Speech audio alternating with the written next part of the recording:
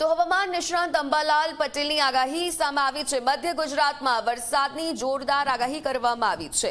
મહીસાગર, પંચમહાલ, વડોદરામાં વરસાદની આગાહી। ત્યારે મધ્યપ્રદેશમાં લો પ્રેશર સર્જાશે અને ત્યારે નવી સિસ્ટમ બનશે। ભારેથી અતિભારે વરસાદ આવી શકે છે। કચ્છના ભાગોમાં પણ વરસાદ થઈ શકે। કચ્છમાં 3 ઇંચ સુધી વરસાદ થઈ શકે। આ સાથે ઉત્તર ગુજરાતમાં પણ વરસાદ ધડબડાટી બોલાવશે। પાટણ હોય કે દસાડા, આ સાથે બનાસકાંઠામાં પણ વરસાદની સંભાવના વ્યક્ત કરવામાં આવી છે।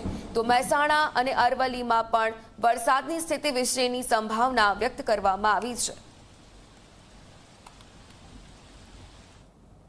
અમદાવાદના ભાગોમાં તારીખ 12 સુધીમાં 4 ઇંચ કે તેથી વધુ વરસાદ થવાની સંભાવના રહે। આ ઉપરાંત વેસ્ટર્ન ડિસ્ટર્બન્સના લીધે અરબ સાગરનો ભેજ વેસ્ટર્ન ડિસ્ટર્બન્સમાં મર્જ થાય છે। બંગાળ સાગરનો ભેજ પણ વેસ્ટર્ન ડિસ્ટર્બન્સમાં મર્જ થાય છે। જેના લીધે પાટણ સમિત હારીના ભાગો, દસાડાના ભાગો અને બનાસકાંઠાના ભાગો, સાબરકાંઠાના ભાગો, અરવલ્લીના ભાગો, પંચમહાલના કેટલાક ભાગોમાં વરસાદ થવાની શક્યતા રહે। કોઈ ભાગમાં 3 થી 4 ઇંચ કે તેથી વધુ વરસાદ થવાની શક્યતા રહે। કચ્છના ભાગોમાં પણ વરસાદ થવાની શક્યતા રહે। તેના ભાગોમાં 2 થી 3 ઇંચ જેવો વરસાદ થવાની શક્યતા રહે। ખાવડાના ભાગોમાં વરસાદનું પ્રમાણ ઓછું રહી શકે।